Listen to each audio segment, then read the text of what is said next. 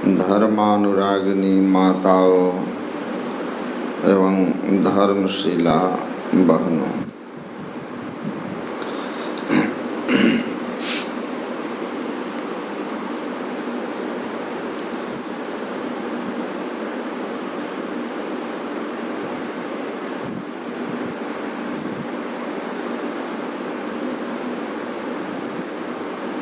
दादू दयाल जी महाराज की बानी में है,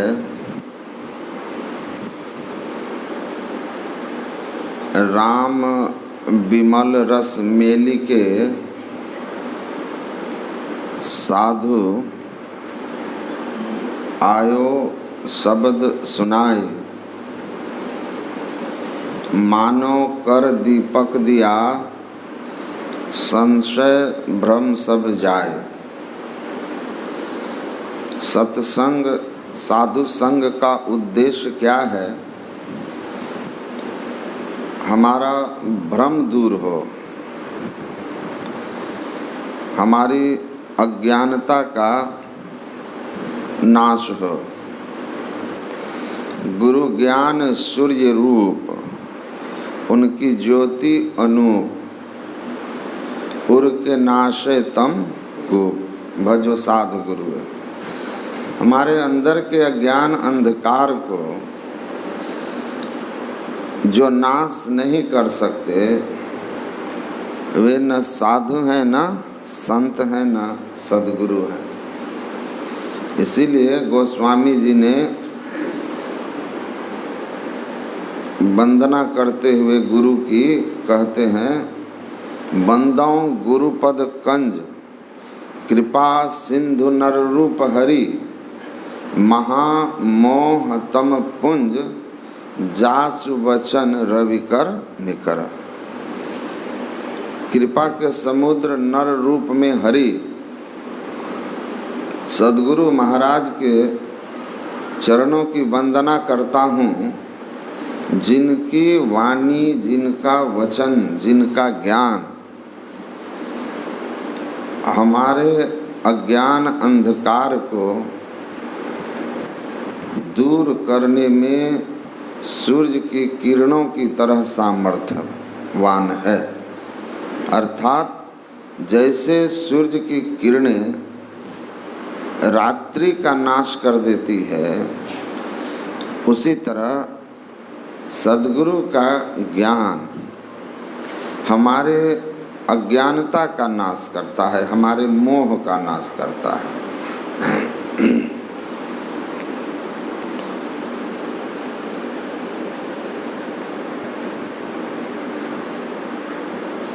संसार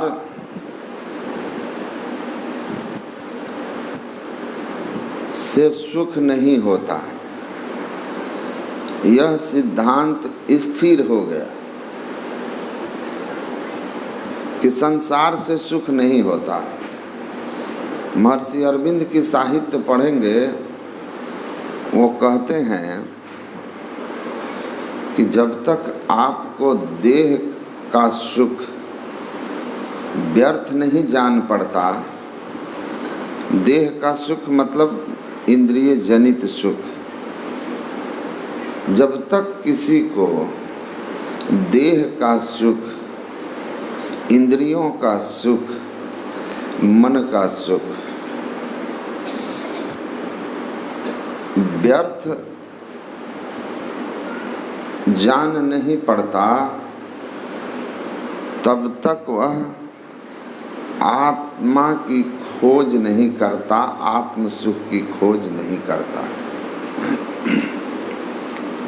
जब तक यह संसार और इस संसार के सुख किसी को व्यर्थ नहीं मालूम पड़ते, तब तक वह परमात्म सुख या परमात्मा की खोज भक्ति नहीं करता। इसलिए महर्षि अरविंद कहते हैं कि परमात्म सुख, आत्म सुख की प्राप्ति के लिए पहले संसार सुख की व्यर्थता, शरीर सुख की व्यर्थता का बोध जरूरी है, विवेक जरूरी है।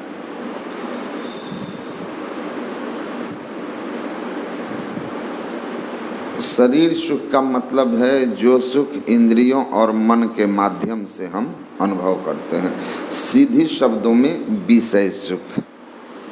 जब अनविचार रमणीय महासंसार, अनविचार का मतलब हुआ विवेकहीनता। विवेक पूर्ण अगर आपने संसार सुख, विषय सुख के संबंध में चिंतन नहीं किया तो रमणीय महा, बड़ा रमणीय लगता है ये, लेकिन भयंकर भारी। पर जो विचारते हैं, विवेक की दृष्टि से जो संसार और विषयों के सुख को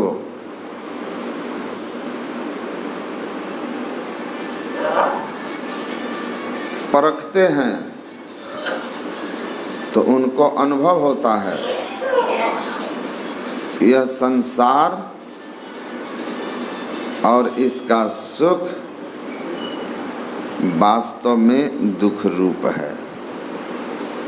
इसलिए विवेकी जन संसार और शरीर के सुख से अपने आप को अलग कर उस सुख की खोज करते हैं जो हमेशा सुख रूप ही है, कभी दुख रूप नहीं है। हो ही विवेक मोह भ्रम भागा, तब रघुनाथ चरण अनुरागा। तो विवेक का मतलब ही है कि सार असार को फर्क करने की क्षमता वाली बुद्धि।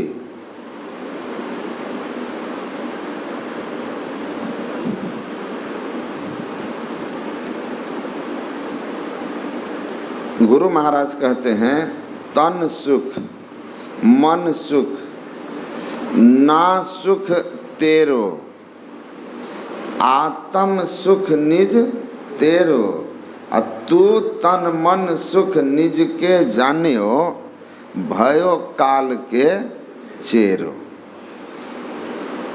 काल का चेरा मतलब भोजन, चबेना। तन मन सुख अपना मानेंगे और इसमें रमेंगे तो काल के गाल में समाते रहेंगे, काल निगलते रहेगा, ये जन्म मरण चलता रहेगा। तो क्या करें? इससे बचें। बचना है तो क्या करें? तो गुरु महाराज कहते हैं काल मुख से नींबू की भागो, ध्यान के बल भाई रे, ऐसे अवसर खोई हो तो रोई हो पछताई रे। तो ये जो ध्यान है काल मुख से निकल के भागने के लिए है।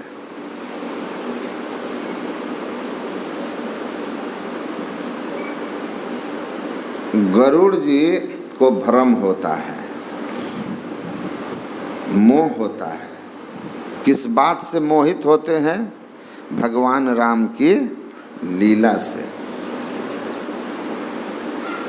भ्रमित हो जाते हैं, मोहित हो जाते हैं। और उनके मन में यह सवाल उठता है कि अगर यह राम परमात्मा हैं,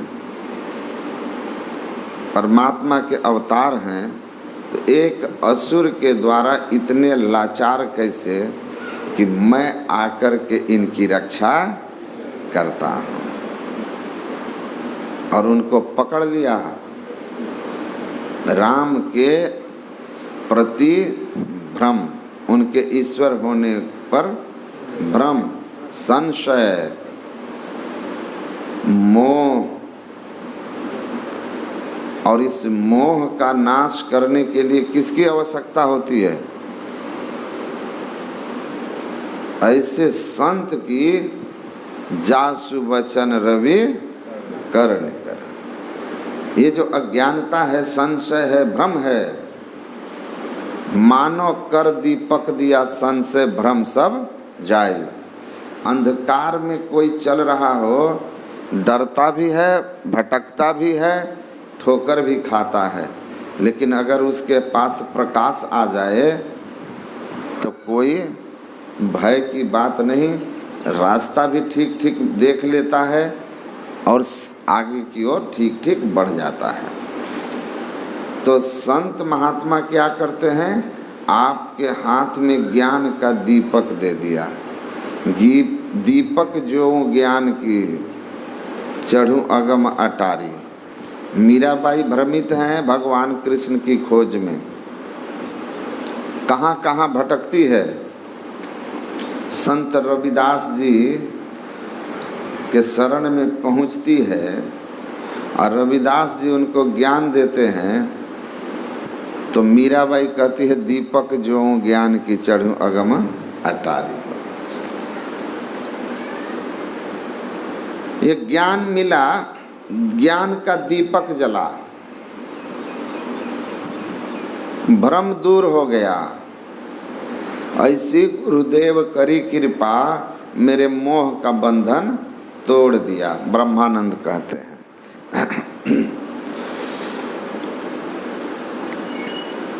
तो गरुड़ जी का मोह है, उस मोह का निवारण करने के लिए, संशय का निवारण करने के लिए अपने से विशेष ज्ञानी के पास जाते हैं, जो आपके संशय का नाश कर दे। संशय, समन, दमन, दुख जिनमें करने की क्षमता है।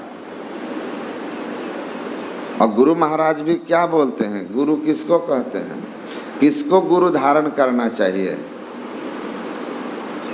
मुक्ति मार्ग जानते और साधन करते नित्य, साधन करते नित्य सतचित जग में रहते। दिन दिन अधिक विराग, प्रेम सत्संग सो करते। दृढ़ बोध समुझाए ज्ञान दे, कुबुद्धि को हरते। असंशय दूर बहाय, संत मत स्थिर करते। आपके संशयों को दूर करके संतों के विचार को जो आप में दृढ़ कर दें, मैं ही ये गुण धर जोई, गुरु सोई सतचित, मुक्ति मार्ग जानते, साधन करते नित्य। तो संशय दूर बहाय, संत मत स्थिर करते। संशय है गरुड़ जी को, तो अपने संशय का नाश करने के लिए वो नारद जी के पास जाते हैं। नारद जी संत हैं। नारद जी उनको कहते हैं हम तो अभी आपको यह उपदेश नहीं कर पाएंगे, आपके संशयों के नाश के लिए जो समय चाहिए वो मेरे पास नहीं है, तो आप ब्रह्मा जी के पास जाइए। और वो ब्रह्मा जी के पास गए हैं, लेकिन ब्रह्मा जी रास्ते में ही मिल गए। और जब इन्होंने अपना शंका भगवान राम के प्रति प्रकट किया ईश्वर होने का, तो उन्होंने सहज भाव से कहा, मिलहि गरुड़ मोहि मार्ग माही, अके ही भांति समझावहु तो ही। राह चलते मिले हो, कैसे समझाएं भाई, इतना गूढ़ ज्ञान है ये। और जब बहुकाल करिए सत्संगा, तब ही हो सब संशय भंगा। एक दिन में संशय भंग नहीं होने वाला है, बहुत समय लगेगा। सत्संग सुनते सुनते समझ में आएगा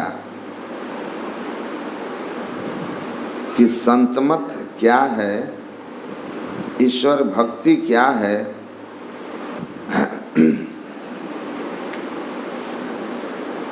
तो वो उनको भगवान शिव के पास भेजे और शिव जी वहाँ से उनको काकभुसुंडी जी के पास भेज देते हैं। सीधे काकभुसुंडी के पास ही हम लोग आ जाएं जहाँ गरुड़ जी पहुँचे हैं। गरुड़ जी महाराज काकभुसुंडी के पास अपने संशयों को रखते हैं और काकभुसुंडी संत हैं,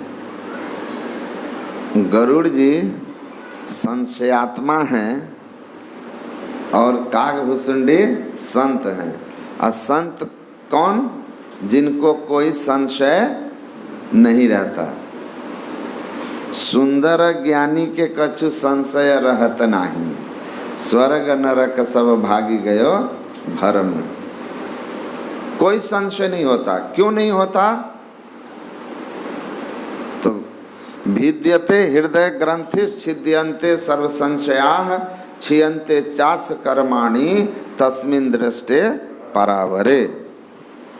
भिद्यते हृदय ग्रंथिश,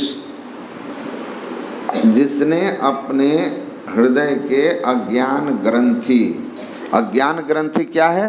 जड़ चेतन की ग्रंथि पड़ गई, जड़ और चेतन का संग। तो क्या किया है उसने? जड़ और चेतन के संग होने से हम अपने ज्ञान को भूल जाते हैं। प्रातः कल भी मैंने इसी विषय पर बोल ही रहा हूँ कि जड़ चेतन की ग्रंथि पड़ जाने से हम जो है ईश्वर अंश जीव अविनाशी चेतन अमल सहज सुख राशि अपने स्वरूप को भूल जाते हैं। और अज्ञानता क्या है? स्वस्वरूप विस्मृति।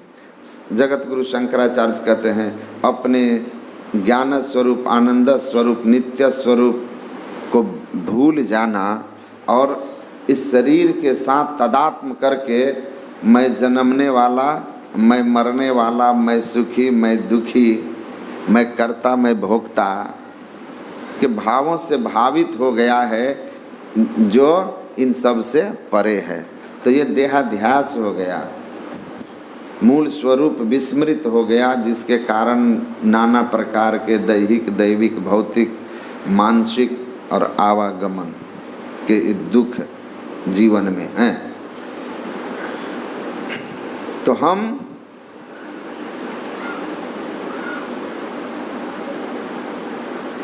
जड़ और चेतन की ग्रंथि को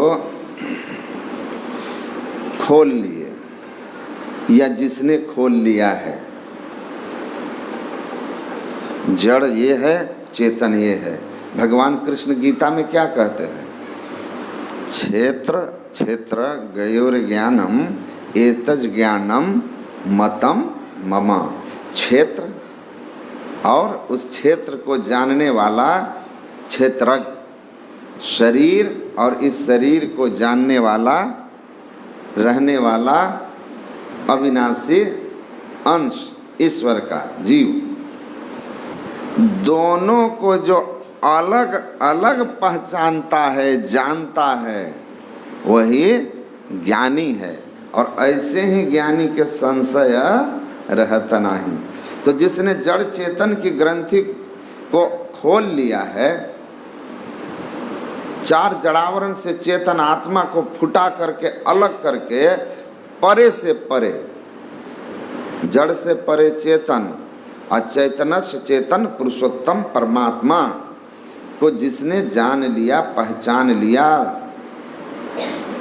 वही समस्त संशयों से मुक्त हो गया। वही संत कहलाते हैं।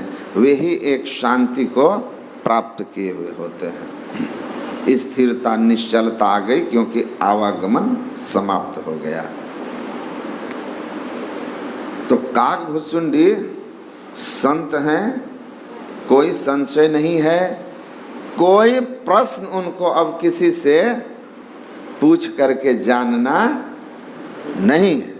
किसी भी प्रश्न का उत्तर उनको पूछना नहीं है। उनके जीवन में अब कोई प्रश्न ही नहीं है, कोई प्रश्न ही नहीं है। क्यों? इसीलिए कि प्रश्न जहाँ तक रहते हैं वो अज्ञानता में रहते हैं। संशय, मोह, भ्रम, प्रश्न, ये सब कब उठते हैं? जब हम अज्ञानता में रहते हैं, जड़ के आवरण में रहते हैं। मुक्त दशा, ज्ञान की दशा, सर्वज्ञ को जाना, सर्वज्ञता आ गई, उसके पास क्या प्रश्न रहेगा? गुरु महाराज कहते हैं ना, तुम में निज में भेद बुद्धि को जो सकते हैं मिटा, वह तुम वही में ही प्रश्न पुनि रहते नहीं। प्रश्न कोई नहीं रहेगा, क्योंकि हम प्रभु प्रभु हम एक ही होई, प्रश्न खत्म, द्वंद्व और द्वैत रहे नहीं, कोई समाप्त हो गया, कोई प्रश्न नहीं है, निसंशय है बिल्कुल।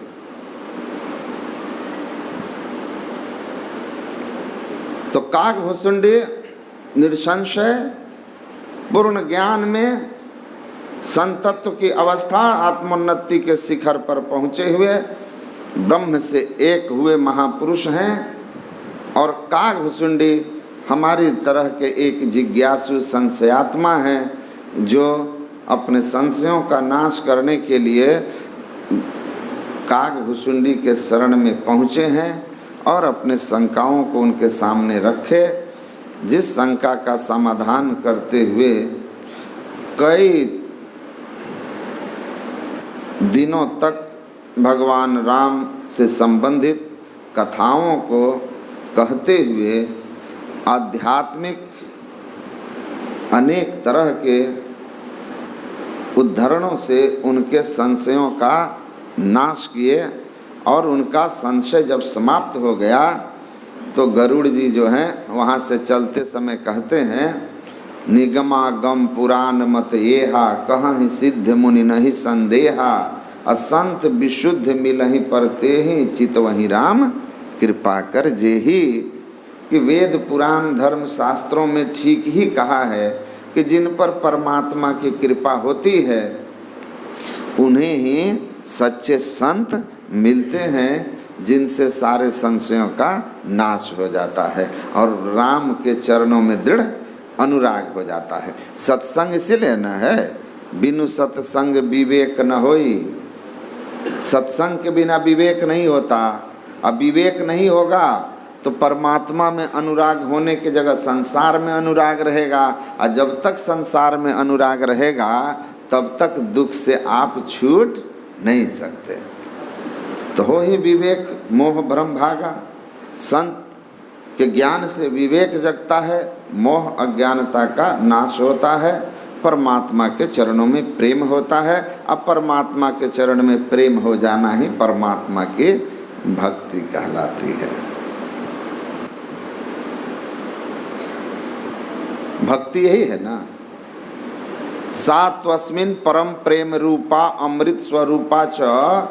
नारद भक्ति सूत्र में नारद जी कहते हैं, वह जो भक्ति है परमात्मा के प्रति परम प्रेम है। सात्वस्मिन् परम प्रेम रूपा अमृत स्वरूपा च। और यह भक्ति कैसी है? अमृत स्वरूपा है।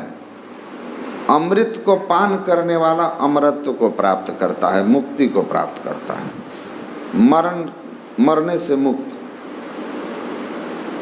अमृत स्वरूपा च यल लब्धवा, जिसने उसको पा लिया, उस अमृत स्वरूपा परमात्मा के प्रति परम प्रेम रूपी भक्ति को क्या मिलेगा? यल लब्धवा पुमान अमृतो भवति, वो आदमी अमर हो गया। इसीलिए कान्ना स्वर जगत में जन्म लेकर संत कभी मरते नहीं।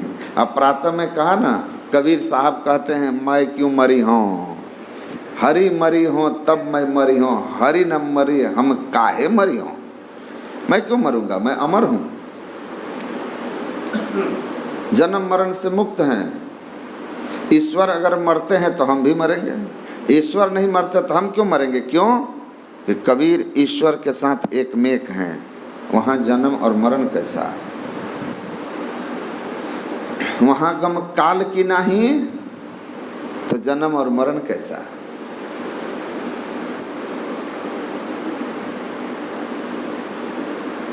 तो कहते हैं अमृत स्वरूपा है। यल लब्धवा पुमान अमृतो भवति तृप्तो भवति। संसार किसी के पास कितना भी हो जाए लेकिन उससे तृप्ति नहीं होती है। धन से, वैभव से, शोहरत से किसी का पेट नहीं भरता है और संतुष्टि नहीं होती, शांति नहीं मिलती। अब भगवान कृष्ण कहते अशांतस्य कुतो सुखम। जिसके जीवन में शांति नहीं है उसके जीवन में सुख कैसा भाई? असली सुख तो शांति ही है, मन की शांति ही सबसे बड़ा सुख है। तो अशांतस कुतो सुखम। तो हम तृप्त हो जाते हैं, जन्म मरण से मुक्त हो जाते हैं और शांति को प्राप्त कर लेते हैं और इसलिए संत हो जाते हैं। तृप्तो भवति, आत्मा राम भवति।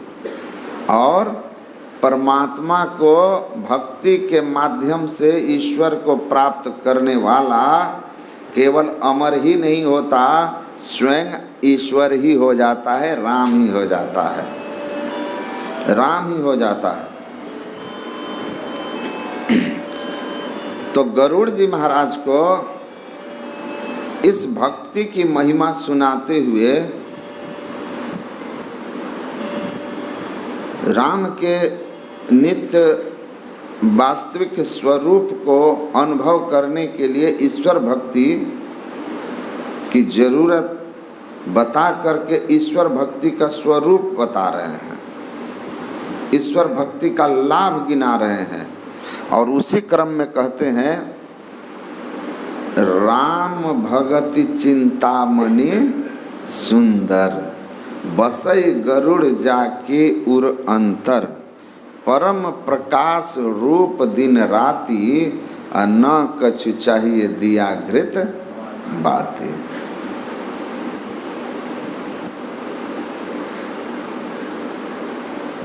राम भक्ति रूपी चिंतामणि, चिंतामणि के संबंध में आप लोग सुने ही होंगे। मणि, बहुत सारे मणियों का आप लोगों ने नाम सुना होगा। पारस मणि, ये तो जानते हैं कि एक ऐसा मणि है जो लोहा को स्पर्श करके सोना बना देता है। मिला तो नहीं अभी किसी को, सुने हैं, लेकिन सुने हैं कि लोहा स्पर्श हो करके सोना हो जाता है। कहते हैं उसी तरह एक मणि है जिसको चिंतामणि कहते हैं। और चिंतामणि में क्या गुण है? पारस तो सोना बनाया ना लोहे को, तो चिंतामणि क्या करता है? कहते हैं चिंतामणि जो है जिसके पास होता है वो जिस चीज का चिंतन करे वह उसके सामने प्रकट हो जाता है, जिसके कारण वह चिंता मुक्त रहता है। मतलब आपके जीवन में किसी तरह की चिंता नहीं रहेगी, जो चाहिए मिल ही जा रहा है, तो चिंता किस बात की? तो चिंता रहित कर देता है चिंतामणि। अब ये चिंतामणि को लोग कहते हैं कि स्वर्ग में है। अब धरती पर तो है नहीं, और स्वर्ग वाला चिंतामणि जब तक पास रहेगा तो मान लिया मैं कि स्वर्ग में जब तक पुण्य रहेगा हम वहाँ रहेंगे, चिंतामणि हमारे पास रहेगा। कल्प वृक्ष स्वर्ग में है, चिंतामणि स्वर्ग में है, कामधेनु स्वर्ग में है, अरे कितने सारे चीज स्वर्ग में है। तो जब तक हम वहाँ रहेंगे चिंता हम मुक्त रहेंगे। लेकिन स्वर्ग और स्वल्प अंत दुखदाई, इसमें तो कोई संशय नहीं ना है भाई। इसमें तो संशय नहीं है कि पुण्य छीन सोई देव स्वर्ग से नरक में आवे। तो फिर तो चिंतामणि हाथ से निकल गया, फिर जीवन में चिंता फिकर दुख दारिद्र आ ही जाएगा। तो हमेशा के लिए चिंता खत्म हो जाए तो कहते हैं वो राम भक्ति रूपी चिंतामणि आपको प्राप्त करना होगा। ये शाश्वत चिंतामणि है, स्थिर चिंतामणि है।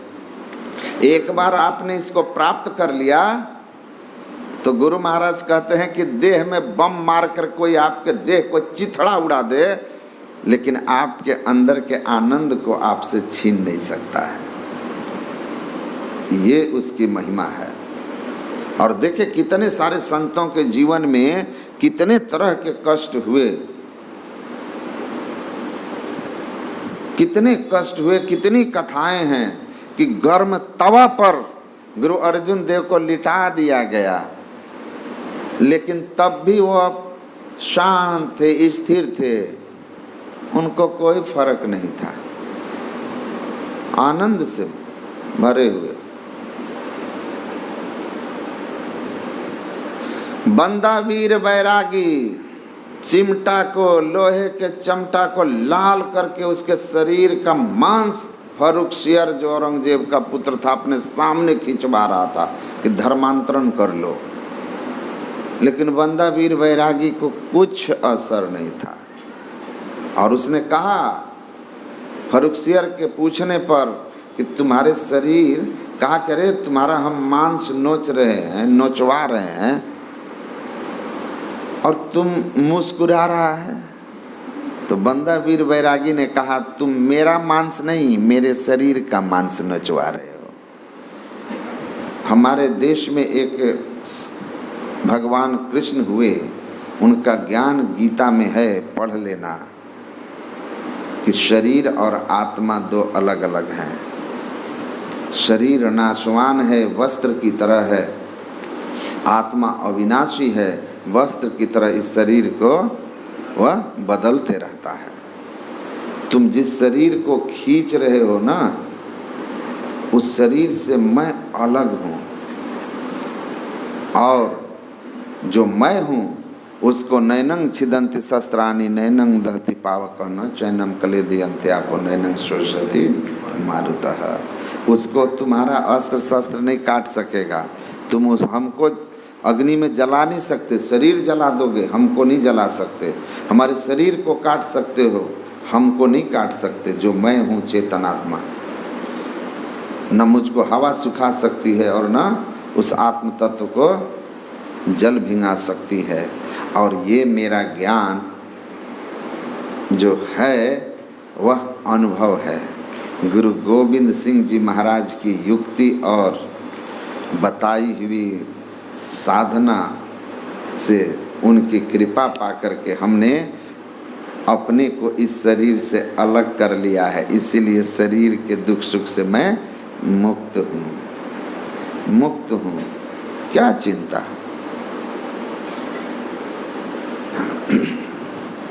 तो कहते हैं ये चिंतामणि जिनको मिल गया ना, परम प्रकाश रूप दिन राति नहीं कछु चाहिए दिया घृत बाती, वो आँख बंद करके उसको अंधेरा उसके जीवन में नहीं होगा, अज्ञानता उसके जीवन में नहीं होगी, किसी तरह का मोह और भ्रम उसके जीवन में नहीं होगा, हमेशा ज्ञान में रहेगा। परम प्रकाश रूप दिन राति 24 घंटा ज्ञान में ही स्थित रहेगा। और उस अंदर के उस परम प्रकाश को जलाने के लिए किसी बाहर के दिया और घी बाती आदि की कोई ज़रूरत नहीं है।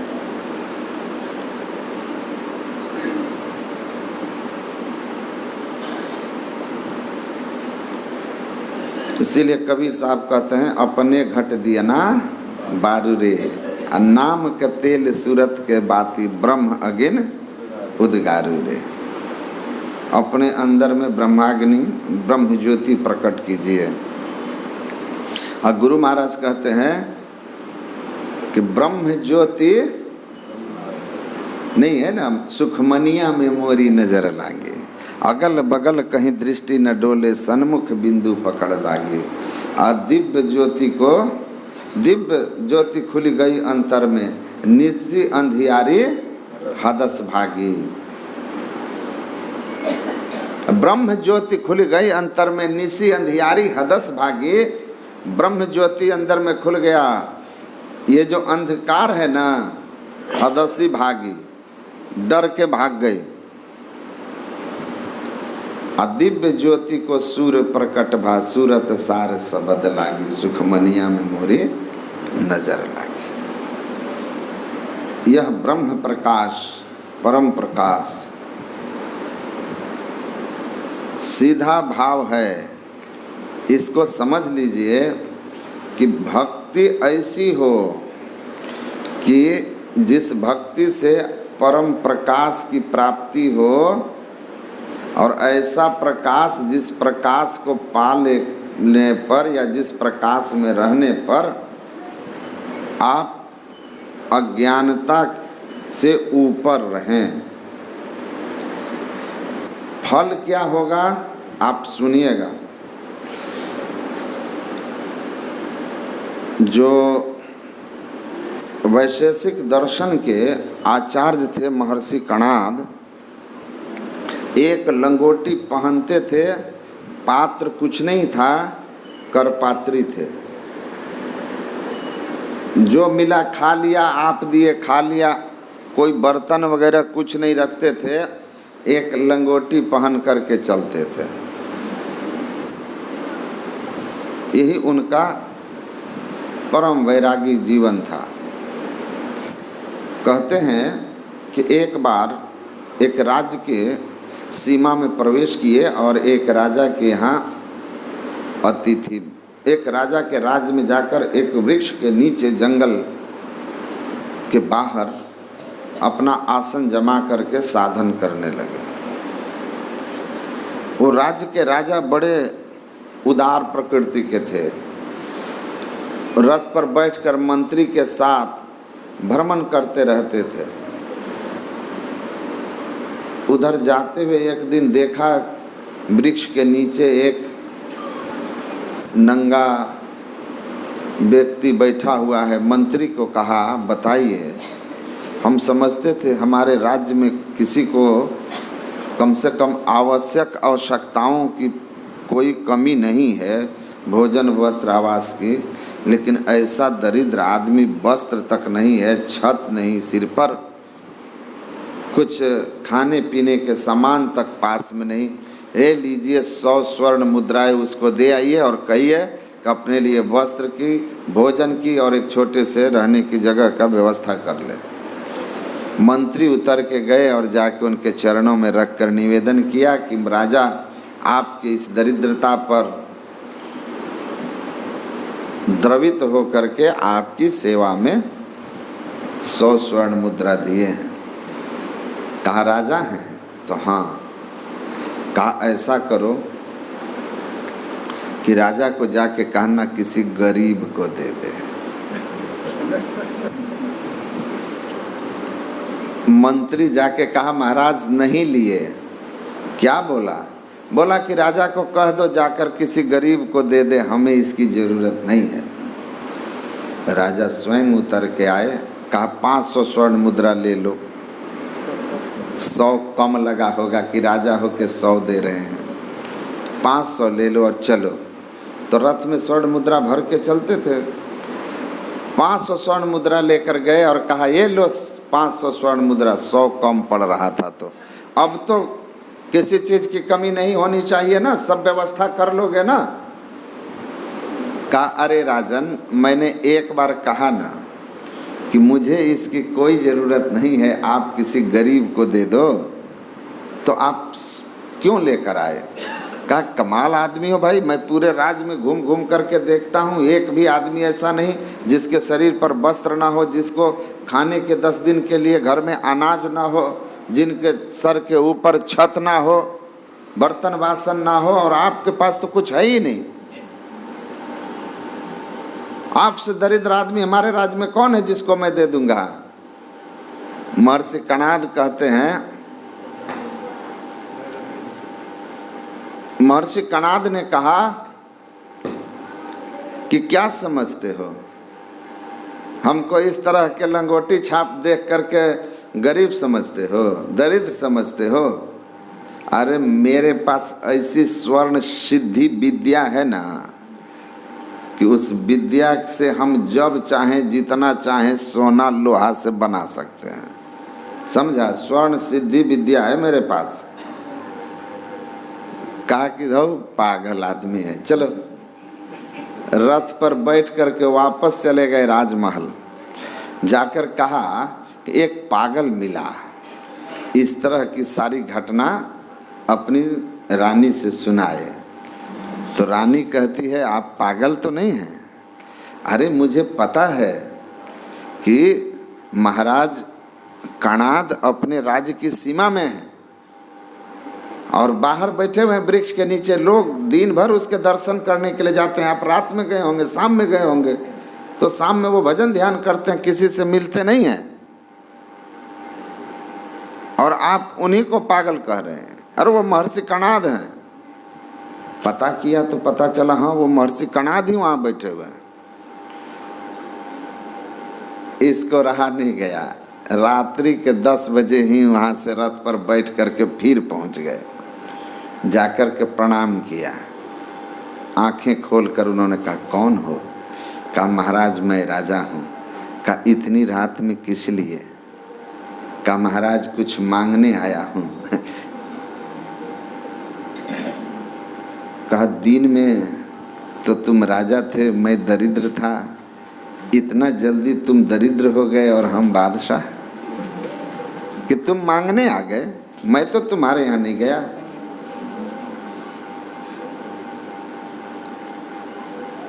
कहा महाराज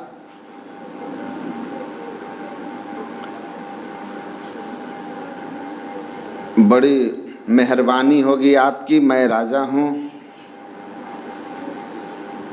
आप विरक्त सन्यासी, आपको धन दौलत की तो कोई लिप्सा अभिप्सा चाहना मांग है नहीं, न जरूरत है, आप तो ईश्वर के भरोसे वाले लोग हैं, तो आपकी तो सारी व्यवस्था ईश्वर की करते हैं। हम राजा हैं, हमारे ऊपर सांसारिक जिम्मेवारी है प्रजा का हित करना, तो प्रजा के हित की जिम्मेवारी हमारे ऊपर है। तो मैं चाहता हूं कि वह स्वर्ण सिद्धि विद्या जो आपने प्राप्त की है वह अगर मुझे दे दें, बता दें, तो मैं जितना इच्छा होगा सोना बना बना करके राज्य की जनता की सारी गरीबी दूर कर दूंगा, सबका जीवन सुख में कल्याणमय बना दूंगा। कहा कि ठीक है, ठीक है राजन, तुम्हारे भाव अच्छे हैं, सोच अच्छी है, तो मैं तुमको स्वर्ण सिद्धि विद्या बता दूंगा, लेकिन उस विद्या को सीखने की कुछ योग्यता है, उस योग्यता को आपको पहले ग्रहण करना होगा। कहा क्या योग्यता है महाराज? कहा कि तुमको 6 महीने तक नियमित खान पान को पवित्र रख करके यहाँ आना होगा, और रात आपकी हमारे सानिध्य में बीतेगा। भोर होने पर आप अपने महल में जाएंगे, आराम करेंगे, और फिर दोपहर में अपने राज्य का काम संभालेंगे, लेकिन रात्रि के 10 बजे नियम से हमारे पास आना होगा और सुबह के 4 बजे तक यहाँ रहना होगा, और जैसा मैं कहूँगा वैसा करना होगा। राजा ने स्वीकार किया। सोना बनाने की विद्या के लिए तो आदमी पूरी रात रह जाए, यहाँ तो 10 से 4 की बात थी। तैयार हो गए, नियम से आने लगे। राजा को महर्षि कणाद ने अंतर साधना की विधि बताई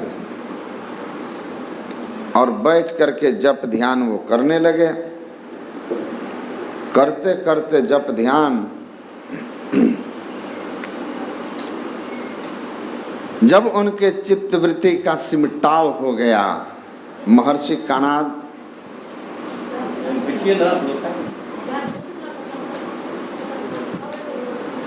के कृपा से चित्तवृत्ति के सिमटाव हुआ। पूर्ण सिमटाव के साथ एक बिंदुता की प्राप्ति हुई और अंतः प्रकाश हो गया। परम प्रकाश रूप दिन राति अंतः प्रकाश में पहुंच गए। महर्षि कणाद अपने योग बल से, गुरु महाराज कहते हैं ना कि जैसे एक विद्वान अपने विद्या से दूसरे को विद्वान बना देता है, एक बुद्धिमान अपनी बुद्धि द्वारा दूसरे को धीरे धीरे बुद्धिमान बना देता है, वैसे ही योग साधना में पारंगत संत अपने योग बल से अगर किसी शिष्य को योग्य बना दें तो इसमें कोई आश्चर्य की बात नहीं है। तो महर्षि कणाद की कृपा हुई और अंतः प्रकाश उनको हो गया। उनके अंतः प्रकाश की स्थिति को देख करके महर्षि कणाद ने कहा कि अब तुम योग्य हो गए, अब आओ तुमको स्वर्ण सिद्धि विद्या बता देता हूं, जितना चाहो अब तुम सोना बना लेना, सोना बना लेना। कहा महाराज रहने दीजिए, महाराज अब रहने दीजिए, अब हमें समझ में आ गया है कि संत महात्माओं के पास कौन सी ऐसी स्वर्ण सिद्धि विद्या होती है जिस विद्या के प्राप्त कर लेने पर संसार में वह विद्या रहते हुए भी फिर किसी सांसारिक वस्तु की चाह नहीं रह जाती है। मुझे अब सोना की कोई आवश्यकता नहीं है, जरूरत नहीं है, मैं समझ गया। मोह दरिद्र निकट नहीं आवा, लोभ बात नहीं ताव बुझावा, प्रबल अविद्या तम मिट जाई, हार ही सकल सलभ समुदायी। इस मणि का ये सब गुण है, राम भक्ति रूपी चिंतामणि जब आया तो मोह दरिद्र निकट नहीं आवा, अज्ञानता रूपी दरिद्रता उसके जीवन से चली गई। वो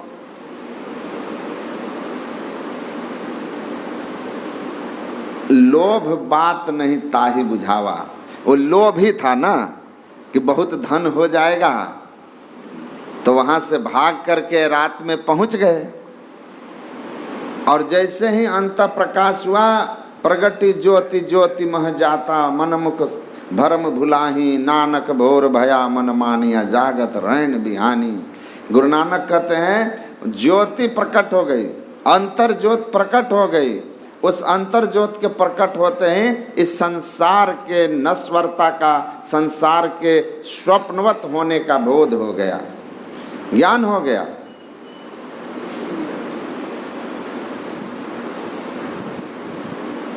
कि संसार नश्वर है, संसार स्वप्नवत है, यह ज्ञान हो गया।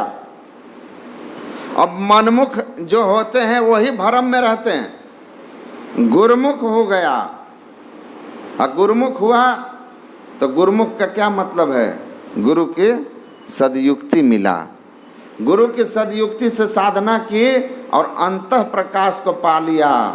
भक्ति जिसमें अंतर ज्योत और अंतर्नाद की साधना नहीं है, वो भक्ति कभी भी मुक्तिदायक नहीं हो सकती। उस भक्ति से भ्रम का नाश नहीं हो सकता, उस भक्ति से संसार में भ्रमना नहीं टल सकता, वो भक्ति आपको आत्मा राम नहीं बना सकता, वो भक्ति आपको परमात्मा से मिला नहीं सकता है।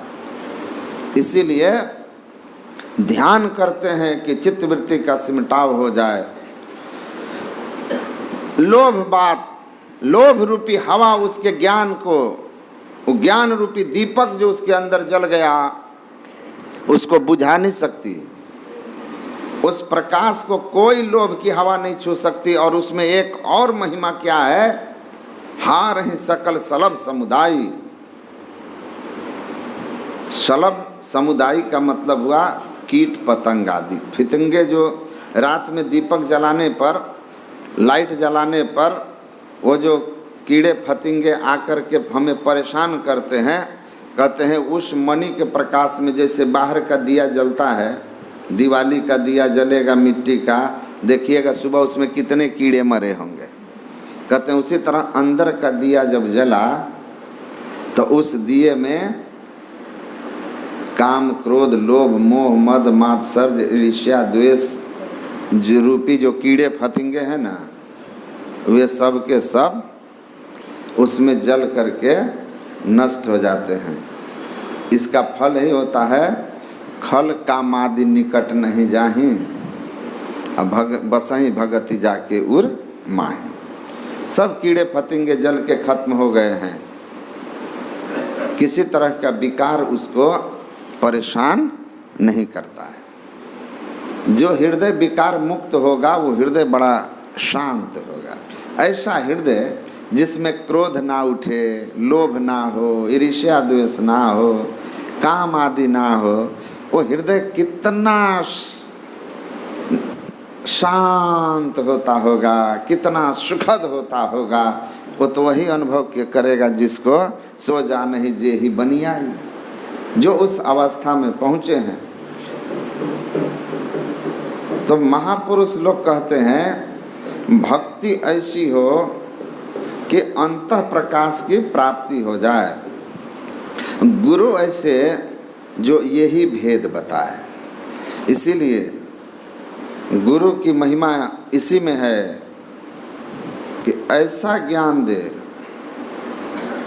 जिस ज्ञान से प्रकाश हो जाए, अंदर का अंधकार दूर हो जाए, अंतः प्रकाश हो जाए, अंतर्नाद मिल जाए और परम पिता परमात्मा मिल जाए, जीवन हमारा सार्थक और सफल हो जाए। एक संत हैं गोस्वामी परमहंस लक्ष्मीनाथ गोस्वामी, आपके पड़ोस सहरसा महिषी में, बनगांव महिषी के। वो कहते हैं चंचल चित्त को थीर कर, चंचल चित्त को थीर कर चौथी में चितलाओ, चंद सुधा रस चाखी के चिंतामणि पद पाओ। ये जो चिंतामणि, भक्ति रूपी चिंतामणि आपको कहाँ मिलेगा? तो चौथी में चितलाओ। चौथी में चित्त जब पहुँचा तब चंद्र सुधारस, चंद्र सुधारस चखने के लिए मिलेगा। चंद्र सुधा किसको बोलते हैं? अमृत, अमृत पान करने का अवसर मिलेगा आपको और चिंतामणि पद आपको प्राप्त हो जाएगा, जहाँ किसी तरह की कोई चिंता आपके जीवन में नहीं रहेगा। लेकिन इसके लिए क्या करना होगा? चंचल चित्त को थीर कर, चंचल चित्त को थीर करना होगा, स्थिर करना होगा। और गुरु महाराज क्या कहते हैं? चित्त अति चंचल विषय रत केवल। हमारा चित्त बड़ा चंचल है, किधर रहता है? विषय रत केवल। जो चित्त विषय में रत रहता है सदा चंचल रहता है, और इतना चंचल कि आप सुने हैं कि उड़ता कोस हजार पंख बिनु पलक में। बिना पंख के हजार कोस एक क्षण में उड़ के चला आएगा। ये मन कैसा है? कहते हैं कैसा है आपका मन? यह मन जालिम जोर रे बरजे नहीं माने, जो या मन को पकड़ा चाहे भागत सांकल तोड़ रे। असुर नर मुनि सब पची पची हारे, हाथ न आवे चोर रे। जे हंसा सतगुरु के होई, राखत ममता छोर रे। देखिए, सुर नर मुनि सब पची पची हारे, हाथ न आवे चोर रे। अभी हम लोग नवरात्रि में है ना, नवरात्रि में है कि नहीं? उसी उपलक्ष्य में ध्यान है। तो ये जो नवरात्रि में हम लोग हैं, अब विजयादशमी आएगा तो क्या होगा? नवरात्रि के बाद विजयादशमी होगा ना। तो ये 9 शरीर का जो 9 द्वार है, इस 9 द्वार में जब आप रहिएगा तो 9 द्वार में रहने वाला रात्रि में रहता है ना। इस तन के 9 द्वार में घोर अंधकार सूरत पड़ी है मझार, गुरु महाराज कहते हैं ना। तो तन के 9 द्वार में जो रहेगा ना, वो नवरात्रि में रहेगा, वो रात्रि में रहेगा, अंधकार में रहेगा। आंख बंद करते हो अंधकार दिख रहा है, इस अंधकार में रहने वाला कहाँ रहेगा? महिषासुर का बल, असुर का बल कहाँ बड़ा होता है बताइए?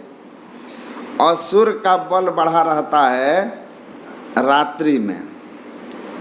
रात्रि में असुरों का बल बढ़ जाता है। महाभारत में दिया था, घटोत्कच जब लड़ने आता है तो द्रोणाचार्य कहते हैं कि आप कर्ण, तुम अपने अमोघ शक्ति का उपयोग करो। जब दिन के उजाले में यह इस तरह का कर रहा है तो जैसे जैसे रात्रि आएगी, ये असुर है, इसकी शक्ति बढ़ती जाएगी तो रातें भर में सेना समाप्त कर देगा। तो अंधकार है, ये रात्रि है। रात्रि में असुर का बल बढ़ा रहता है। असुर रात्रि में बढ़ा हुआ शक्ति वाला था, उसको कोई देवी देवता हरा सका था? महिषासुर कोई हरा सका? कोई नहीं हरा सका।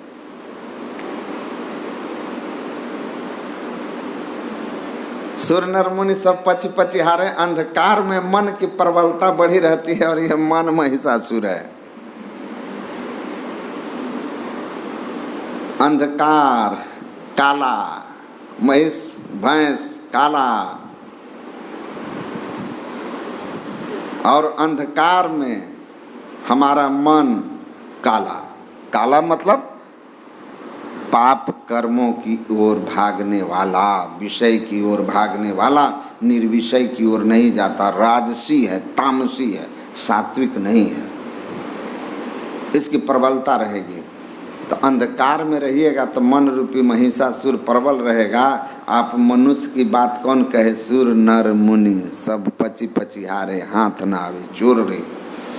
लेकिन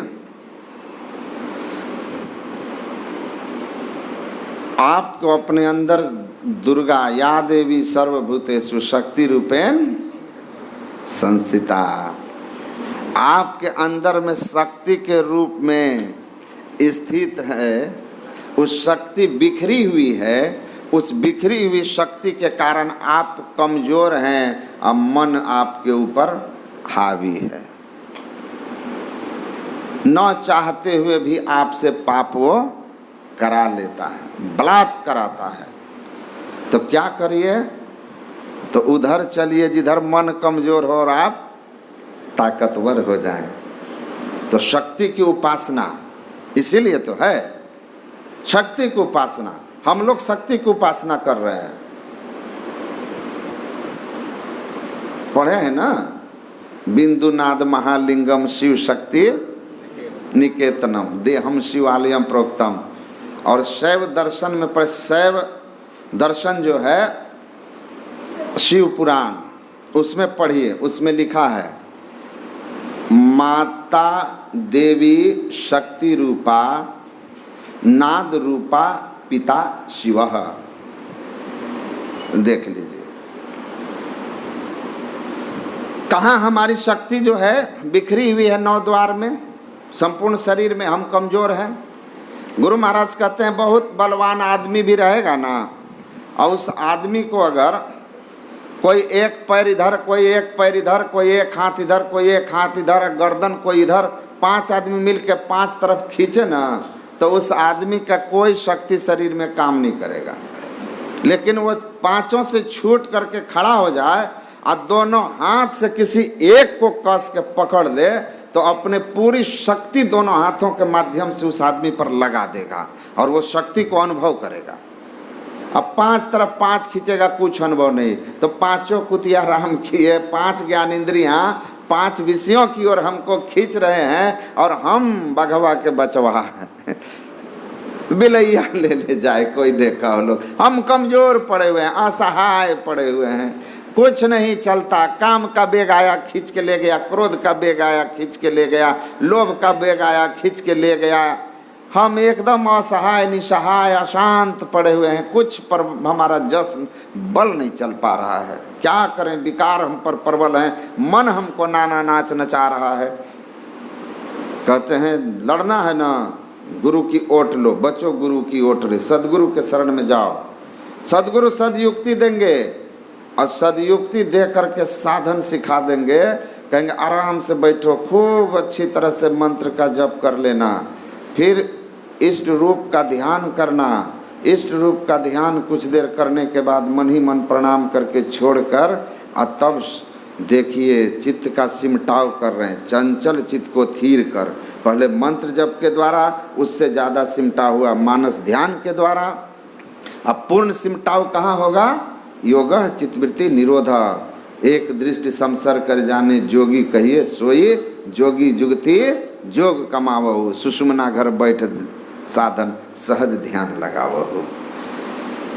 जब दृष्टि की युगल धारों को दृष्टि योग करते हुए एक बिंदु पर केंद्रित कर दीजिएगा, यानी दोनों दृष्टि की धारें आकर आपस में मिलकर एक बिंदुता को प्राप्त कर लेगी, तो संपूर्ण शरीर से फैली बिखरी चेतन की धार सिमट कर 10वें द्वार में केंद्रीभूत हो जाएगी। ऊर्ध्वगति अंधकार से प्रकाश में हो जाएगा। अब आप महिषासुर का मर्दन करने का सामर्थ्य प्राप्त कर लेंगे। आप में शक्ति आ गई। अब आपको विकारों का शिकार नहीं होना पड़ेगा, क्योंकि परम प्रकाश रूप दिन रात्रि। अब आपको प्रबल अविद्या, तम अविद्या का प्रबल अंधकार आपको भ्रमित नहीं कर सकता, आपको गिरा नहीं सकता है। इस नगरी में तिमिर समाना भूल भरम हर बार। अब भूल भरम नहीं होगा, क्योंकि आपने खोज करो अंतर उजियारी, छोड़ चलो नौ द्वार। गुरु महाराज क्या कहते हैं? खोज करो अंतर उजियारी, दृष्टिवान कोई देखा है। गुरु सतगुरु का चरण सेव कर भक्त भेद पा लेता है। दृष्टिवान हो जाएंगे आप। दिव्य दृष्टि खुल गई, अंधकार हदस भागी, प्रकाश मंडल में चले गए आप।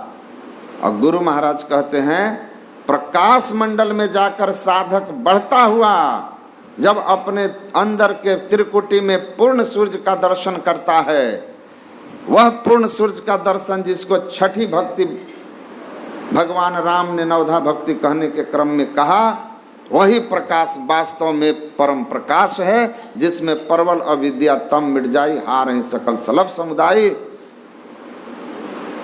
वो जब प्राप्त हुआ तब आपके अंदर से विकार गए। कहते हैं जब ते राम प्रताप खगेशा उदित भयउ अति प्रबल दिनेशा, पूरी प्रकाश रहु तिहु लोका, बहुतन सुख बहुतन मन शोका, जिन्हि शोक ते कहूँ बखानी, प्रथम अविद्या निशा नशानी। प्रबल अविद्या तब मिट जाए, सब खत्म, काम बात सब समाप्त। कोई तरह का विकार की प्रबलता अब आप पर हावी नहीं हो सकता, उसको पाइए।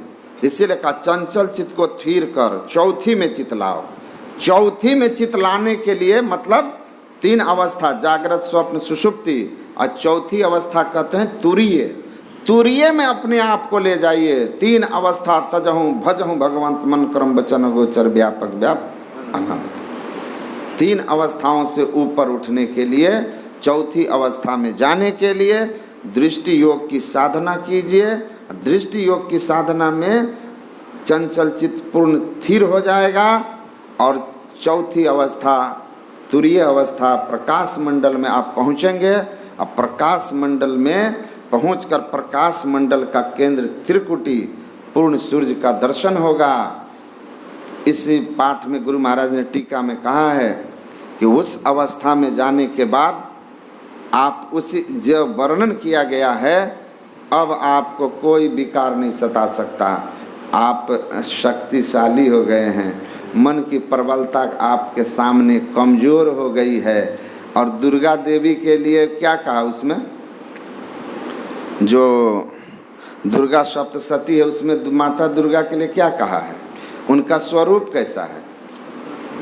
शब्दात्मिका सुमेलर्ग जुषा निदान निधान मुद्गीत रम्य पद पाठवाताम च शामनाम देवी त्रयी भगवती भव भावनाय वार्ताम च जगताम हंत्री। हे देवी, आप शब्दात्मिका हैं, शब्द आपकी आत्मा है, तो शब्दात्मिका देवी का स्वरूप है। और शक्ति स्वरूपा बिंदु और उनका मूल स्वरूप शब्दात्मिका। तो बिंदु की प्राप्ति से पिंड से ब्रह्मांड में चले गए, आपकी सारी शक्ति आपके अंदर जग गई, शक्ति एकाग्रित हो गया, प्रकाश की प्राप्ति हो गई, तो आप में कितनी शक्ति आ जाती है। प्रकाश मंडल में पहुंचा हुआ साधक अष्ट सिद्धि नवनिधि के दाता हो जाते हैं, स्वयं देवता के स्वरूप हो जाते हैं। अब मन कब मरता है? मन मरता है शम के साधन से। मनः किम शमः किम इंद्रिय मनो निग्रह, मन के निग्रह से। तो शब्दात्मिका स्मृतिर्ग, शब्द साधना किए, शब्द को परखा, मन निग्रह किससे होगा? गुरु महाराज कहते सम के साधन से समता आती है। और समता कब आएगी? जब तक मनोलय नहीं होगा तब तक समता नहीं आएगी। मन मरी जई है डूबी के हो मानिक परखे सोई। तो क्या होगा? मन के लिए भी लिखा है ना, मन बुद्धि चित्त अहंकार की है त्रिकुटी लग दौड़, जन दरिया तिनके परे रंकार की ठौर। परम प्रकाश में मन की प्रबलता भी शांत हो जाती है, लेकिन पूरी तरह से मन का नाश कब होता है? जब से अनहद घोर सुनी इंद्री थकित गलित मन हुआ, आशा सकल भुनी। जैसे ही सूरत शब्द में संलग्न हुआ कि मनोलय हुआ, मन की उत्पत्ति जहाँ से हुई मन वहाँ गया, उसमें लय हो गया, मन मर गया, मन के खोल से चेतन आत्मा मुक्त हो गई, प्राण पुरुष आगे चले सोई करत बखाना। तो दुर्गा माता का सही स्वरूप आपने पा लिया और उसको पाते ही आप मुक्त हो गए। आसीद बिंदु ततो नादो नादात शक्ति समुद्भव। जिसने अपने अंदर में बिंदु को पाया वही नाद को पाया, नाद को पाने वाला उस शक्ति को पाया जिससे उसने मन रूपी महिषासुर को मार दिया। चिद रूपा महेशानी, उस चैतन्य रूपी महेशानी को प्राप्त कर लिया। ईश्वर के अर्धांगिनी, ईश्वर के संग रहने वाला, ईश्वर के नजदीक का कौन है? चेतन। चेतन मंडल ईश्वर के साथ का है, इसीलिए वो अर्धांगिनी है शिव की। तो हम उस देवी के स्वरूप को, उस सार शब्द को ग्रहण किए और क्या हो गए? हम लोहा से सोना हो गए। सार शब्द पारस है, मन है मैला लोह, परसत ही कंचन भया, छूटा बंधन मोह। तो शक्ति की उपासना वास्तव में यही उपासना है। जिस उपासना से फैली हुई चित्तवृत्तियाँ या फैली हुई चेतन की धारों के कारण हम जो कमज़ोर पड़े हुए हैं, उस फैली हुई चेतन के धार को समेट करके और 10वें द्वार में अंधकार से प्रकाश में पहुंचा देना, विजयादशमी मनाना है। विजयादशमी वास्तव में यही है, नहीं तो 9 दिन तक तो आप रह जाइएगा, है ना। अगर 9 दिन आपने ठीक है व्रत लिया, अच्छी बात है, लेना भी चाहिए, मांस मछली आदि छोड़े तो कुछ दिन तो पाप को त्यागा ना। 9 दिन में मुर्गा खाते तो कुछ तो पाप फिर बढ़ जाता, कुछ पाप तो छूटा है 9 दिन तक के लिए, लाभ तो होगा। लेकिन 10वां दिन आप विजयादशमी मनाने के जगह फिर मुर्गा खोजने लगते हैं। 9 दिन तक दुर्गा दुर्गा, 10वें दिन से मुर्गा मुर्गा। ये इसलिए हुआ कि आपने विजयादशमी, नवरात्रा तो कर लिया लेकिन विजयादशमी आप नहीं मना पाए। आपकी स्थिति विजयादशमी की नहीं हुई, आप विजयादशमी में नहीं पहुंचे। 10वीं में जाइए। 10वीं 10 इंद्रिय संयम करो, कहे तुलसीदास। 10 इंद्रियों को संयम कीजिए, 4थी अवस्था में चलिए, तब विजयादशमी होगी और तब आपको कोई पाप छू नहीं सकता। परवल विद्या तब मिट जाई, हार ही सकल सलभ समुदाय। सारे विकार आपको छोड़ के भाग गए। निसी अंधियारी हदस भागी, पाप भाग गया। अघ उलूक जहाँ तहाँ निकाने, काम क्रोध कैरव सकुचाने। पाप रूपी उल्लू सूरज के प्रकाश में नहीं टिक सकता है, वैसे ही परम प्रकाश अंदर का जिसने प्राप्त किया उसके जीवन में पाप नहीं रह जाता है, सारी वृत्तियां धुल गई, निर्मल हो गए आप। इसीलिए ये राम भक्ति रूपी चिंतामणि, भक्ति इतनी ही नहीं कि माला लिया, फेर लिया, फूल पुष्प चढ़ा दिया, यही भक्ति खत्म नहीं होती। यहाँ तो भक्ति की तैयारी होती है, भक्ति की तैयारी हो रही है। भक्ति का शुभारंभ तो होगा प्रथम भगति संतन कर संगा। इसीलिए संत की महिमा गाते हुए कहते हैं, मोरे मन प्रभु अस विश्वासा, राम ते अधिक राम कर दासा, राम सिंधु घन सज्जन धीरा, चंदन तरिहरु संत समीरा। कहते हैं गरुड़ जी कि राम से बढ़कर राम के भक्त होते हैं। राम तो समुद्र के तरह हैं, खारे, लेकिन वो भक्त संत वहीं से निकलते हैं और आकर संसार में मीठा बादल बनकर बरसते हैं और संसार को लहलहा देते हैं, संसार को अपने ज्ञान से प्रकाशित कर देते हैं, अपने ज्ञान से उनके अंदर के विकारों का नाश कर उनके जीवन को आनंद से भर देते हैं, आनंद से भर देते हैं। तो संत का महिमा यही है कि वो इस संसार में आते हैं और क्या करते हैं, मानो कर दीपक दिया संशय भ्रम सब जाइए। बोलिए श्री सद्गुरु महाराज।